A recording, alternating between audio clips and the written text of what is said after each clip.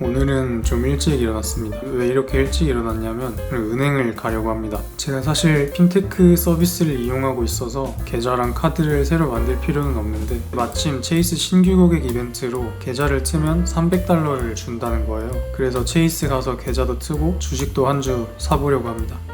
오늘 장은 전체적으로 하락으로 시작하네요. JP모건도 $300 밑으로 떨어져서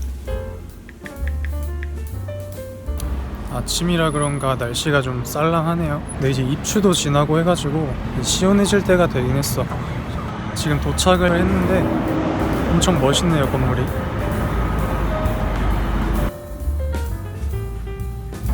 계좌 만들고 나왔습니다. 후기는 이따가 오후에 집에 가서 뭐 남겨보도록 하고,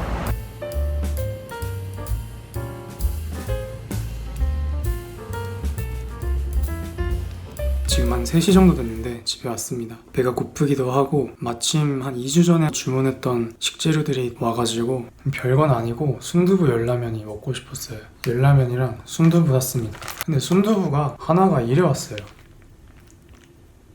이게 상한 건지 잘 모르겠는데 또 버릴 순 없으니까 그냥 오늘 먹으려고 합니다.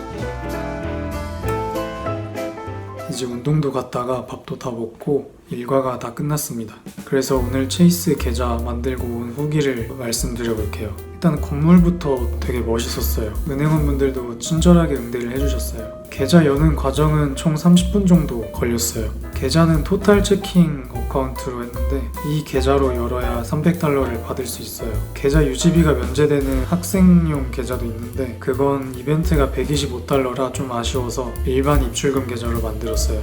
이 계좌는 계좌 유지비가 들어서 뭐 $1,500 이상 예치를 해둔다던가 $500 이상 다이렉트 디파짓이 들어온다거나 그런 조건을 만족해야 계좌 유지비를 면제받을 수 있어요. 카드는 애플페이로 연결해서 바로 쓸 수 있고 실물 카드는 한 일주일 정도 배송이 걸린다고 하네요. 좋은 점은 앱이 한국은행 앱들에 비하면 완성도가 엄청 높아요. 한국도 토스나 카카오뱅크 같은 인터넷 은행들은 앱이 되게 괜찮은데 요즘 광고나 굳이 필요 없는 것들이 앱에 많이 생겼다고 느꼈는데 체이스 앱은 미니멀하게 필요한 것들만 있는 것 같아요. 그리고 앱 내에서 지출을 추적하는 기능도 있어서 이 부분이 마음에 들어요. 원래는 뱅크샐러드랑 토스에서 가계부를 적고 있었는데 해외 은행이랑 카드는 연결이 안 돼서 가계부를 못 적고 있었어요. 체이스 앱에서 일간, 주간, 월간 지출을 그래프로 보여주는 것 같고 어느 카테고리에 돈을 썼는지 캐시플로우는 어떤지 보여줘서 어느 정도 가계부 앱을 대체할 수 있을 것 같아요. 근데 $300를 신규 고객한테 주는 게 파격적인 이벤트라고 생각을 하는데 이러면 판촉비가 얼마나 나올지 궁금해서 10K 보고서에서 한번 찾아봤어요.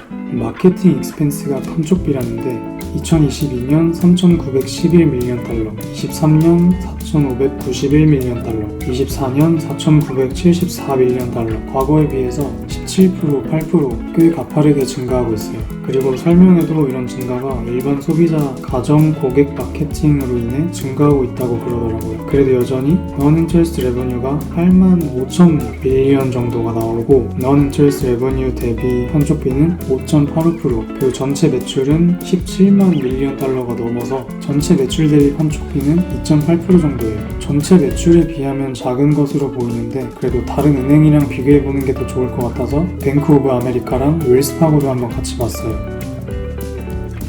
뱅크 오브 아메리카는 판촉비가 23년에 1927밀리언, 24년에 1956밀리언으로 거의 늘지 않았어요. non-interest income이 45,827밀리언 달러인데 그럼 non-interest income 대비 판촉비가 4.27%고 전체 매출이 10만 1,887밀리언 달러니까 매출 대비로는 판촉비가 1.57%예요. 다음으로 웰스파고를 보면 웰스파고는 판촉비가 23년 812밀리언, 24년 869밀리언으로 소폭 증가했어요. 2024년 기준으로 non-interest income 대비 판촉비 비율은 2.15%, 전체 매출 대비 비율은 1.06%예요. 이렇게 보니까 JP모건이 제일 큰 회사인데도 매출 대비 판촉비 비율이 제일 크네요. 사실 제가 받게 될 판촉비 300달러도 아직 제가 받은 건 아니에요. 이게 500달러 이상 다이렉트 디퍼짓을 해야 되고 그게 인식되고 나서도 15일 안으로 들어온다고 하니까 아마 1, 2주 걸릴 거예요. 그런데 제가 실제로 300달러가 들어오기도 전에 그게 들어올 걸 가정하고 뭔가 선물 거래처럼 없는 돈으로 JP모건 주식 한 주 샀잖아요. 공매도가 아니라 공매수죠. 그래서 제가 판촉비로 나갈 거 다시 투자해드렸으니까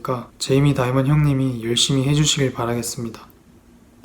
지금은 계좌를 만든 지 한 달 좀 넘었고 영상을 편집 중입니다. 그런데 계좌 만드는 과정이랑 다이렉트 디포짓에 대해서 설명을 더 하면 좋을 것 같아서 영상을 다시 켰습니다. 은행 갈 때는 온라인에서 예약을 하고 가면 되고 학생 기준 I-20랑 여권 가져가면 돼요. 그리고 300달러 프로모션을 적용받으려면 보너스 쿠폰 코드를 가져가야 되는데 체이스 체킹 어카운트 보너스라고 검색하면 나오는 페이지에서 이메일로 받을 수 있어요. 이 코드를 은행 가서 계좌 만들 때 보여드리면 돼요.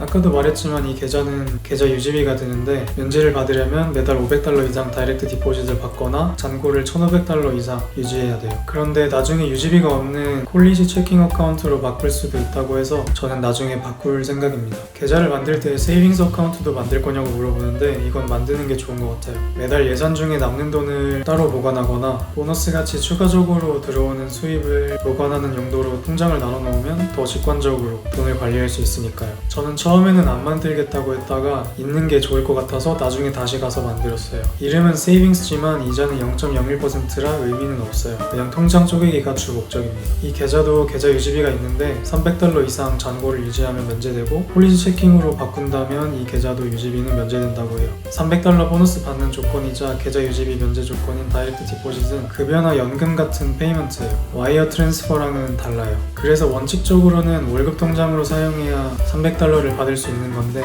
ACH 네트워크를 사용하는 트래블 월렛 해외 송금을 사용해서 송금했는데 다이렉트 디포짓으로 인식이 됐어요. 트래블 월렛이 수수료도 무료고 환율도 다른 해외 송금 서비스들보다 잘 쳐줘서 저는 트래블 월렛을 사용하고 있어요. 실제 송금은 1영업일 안으로 되는 것 같아요. 계좌 만든 당일 오후에 송금했는데 다음날 새벽에 알림이 와 있었고 이번 달은 10월 1일 되자마자 송금하고 잤는데 오전 11시에 들어왔어요. 첫 500달러 송금은 9월 2일 받은 걸로 찍혔고 16일날 300달러가 들어왔으니까 시간은 한 2주 정도 걸려요. 300달러면 하나로 40만원이 넘는 돈이니까 미국에서 새로 계좌를 만들 일이 있다면 받아보셨으면 좋겠어요. 그리고 JP모건 주식은 지금 한 10달러 정도 수익 중입니다. 아마 계속 가져갈 것 같아요. 제이미 다이먼 믿고 계속 가는 거죠. 여기까지 봐주셨으면 감사합니다.